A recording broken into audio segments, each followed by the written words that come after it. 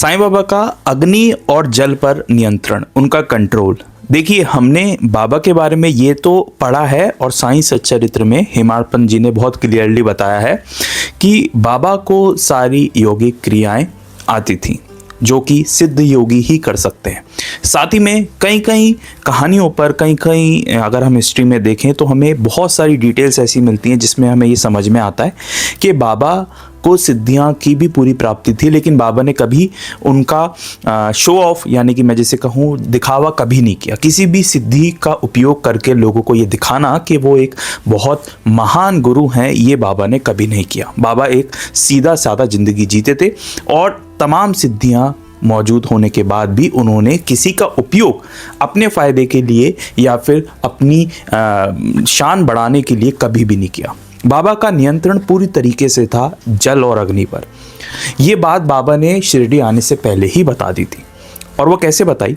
साईं सच्चरित्र में या तमाम जो हिस्टोरिकल बुक्स हैं उसमें जब बाबा के शिरडी आगमन से पहले चांद पाटिल की कहानी आती है, जिसमें चांद पाटिल की जो घोड़ी है वो खो चुकी थी और वो जंगल में ढूंढने निकलते हैं और वो एक पेड़ के नीचे एक फ़कीर जैसी छवि को बैठे हुए देखते हैं और वो सोचते हैं कि इन फ़कीर से मैं पूछूं, और वो थके हुए भी बहुत होते हैं तो वो उन फ़कीर के पास जाते हैं जो कि असल में साईं बाबा थे। और ये कहानी तो शिरडी आने से भी पहली है, यानी कि बाबा उस पेड़ के नीचे उन्हें देखे। अब हुआ ये कि चांद पाटिल जब उनके पास पहुँचे तो जब उनसे बातचीत करने के बीच में बाबा ने अपनी चिलम जलानी चाही, तो बाबा ने सबसे पहले अपने सटके को ज़मीन पर मारा, जिससे एक अंगारा निकल गया जो कि चिलम जलाने के लिए उपयोग में आया। वहीं दूसरी तरफ जब उन्हें पानी चाहिए था तो चांद पाटिल बताते हैं कि उन फ़कीर ने अपना सटका ज़मीन की दूसरी तरफ मारा जहां से जल की एक धारा निकल गई। ये देख के वो बहुत हैरान हो गए चांद पाटिल। अब यहाँ पर हमें क्लियरली बातें समझने को मिलती हैं कि बाबा का नियंत्रण अग्नि और जल पर पूरी तरीके से था। जब बाबा को अग्नि की ज़रूरत थी यानी कि अंगारे की ज़रूरत थी तो उस ज़मीन में से जहाँ पर कोई सोच भी नहीं सकता कि एक अंगारे का टुकड़ा, एक जलता हुआ अंगारा निकल सकता है, बाबा ने वहाँ सटका मार के वो अंगारा निकाल दिया। वहीं दूसरी तरफ उसी ज़मीन के पास से उन्होंने जल निकाल दिया, जो बिल्कुल असंभव है।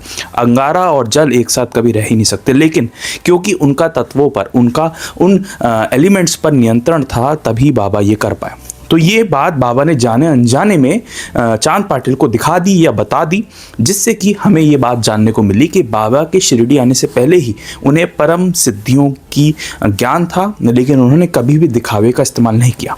वो रोज़मर्रा की ज़िंदगी जी उन्होंने शिरडी में, उन्होंने भिक्षा मांगी और द्वारिका माई के स्थान पर निवास किया। तोहफे तो तमाम आए, लेकिन किसी भी तोहफे का उपयोग नहीं किया। तो ये बात बताती है कि एक सच्चा संत, एक सच्ची ईश्वरीय शक्ति जो होती है, कभी भी अपनी शान बढ़ाने के लिए महंगे महंगे वस्त्र, आभूषण, बंगलों में निवास नहीं करती।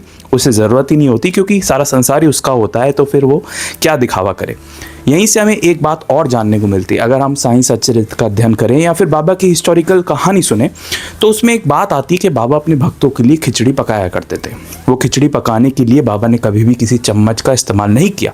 बड़ी बड़ी हांडी जो कि आग से इतनी बुरी तरह झुलस जाती थी, उसमें भी बाबा अपने हाथ डाल के उस खिचड़ी को घुमाया करते थे और बाबा का हाथ तब नहीं चलता था। तो ये बात दिखाता है कि अग्नि और जल दोनों ही विपरीत होते हैं और बाबा का नियंत्रण दोनों पे ही था। वहीं कई भक्त तो ये भी बताते हैं कि जब शिरडी में तूफान आया तो बाबा ने उन्हें अपनी एक आवाज़ से रोक दिया।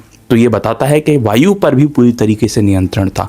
तो कोई एक ऐसी शक्ति जिसका नियंत्रण हर जगह पर है, लेकिन कभी भी उसे दिखावा करने की ज़रूरत नहीं पड़ी। तो ये बात हमें काफ़ी समय पहले ही मालूम पड़ चुकी थी। और शिरडी में तो जब शुरू में बाबा आए थे तब बहुत सारे भक्तों को या बहुत सारे लोगों को बाबा की बात इतनी जल्दी समझ में नहीं आई। कुछ चुनिंदा जैसे बाईजामा हुए, महालसापति हुए, कुछ चुनिंदा भक्त ऐसे थे जिनको ये ज़रूरत भी नहीं थी जानने की कि बाबा कोई दिव्य शक्ति है या नहीं है। वो बस दिव्य भाव से, मतलब एक प्रेम भाव से बस बाबा की सेवा करना चाहते थे। और जाने अनजाने में जब बाकी भक्तों को ये मालूम पड़ता गया कि ये कोई आम साधु फ़कीर तो नहीं हो सकता, तो उसके बाद तमाम जो भीड़ है वो शिरडी में 1910 के बाद बढ़ती गई। तो ये बात हमें समझाती है कि 1910 के बाद तो इतनी भीड़ शिरडी में बढ़ी, लेकिन जब बाबा शिरडी आए भी नहीं थे तब से उन्हें सारी सिद्धियों का ज्ञान था, लेकिन कभी भी उन्होंने उनका इस्तेमाल नहीं किया अपने भले के लिए, अपने फ़ायदे के लिए, क्योंकि उनका ये मानना था कि क्योंकि वो एक इंसानी शरीर में है तो वो उसकी मर्यादा रखें और तमाम सिद्धियों का उपयोग कभी भी व्यक्ति को अपने लिए नहीं करना चाहिए। तो एक तरह से हमें बाबा के बारे में पढ़ने को मिलता है कि भक्त तो बहुत बाद में पहचाने जब शिरडी में भीड़ बढ़नी शुरू हुई, उससे पहले भी बाबा को सब कुछ ज्ञात था। अगर आप बाबा से जुड़ना चाहते हैं, बाबा से जुड़े हुए भक्तों की कहानियाँ जानना चाहते हैं या ऐसा इतिहास जानना चाहते हैं जो बाबा के और बाबा के भक्तों के बीच हुआ, तो आप इस चैनल को भी सब्सक्राइब कर सकते हैं। मैं बाबा से जुड़ा हुआ जो भी इतिहास है उसको पढ़ता रहता हूँ और अपनी समझ के अकॉर्डिंग आप तक पहुँचाता रहता हूँ। मिलेंगे एक नेक्स्ट वीडियो में एक रियल हिस्ट्री, एक नई कहानी, एक रियल हिस्ट्री के साथ। तब तक के लिए ओम साई राम।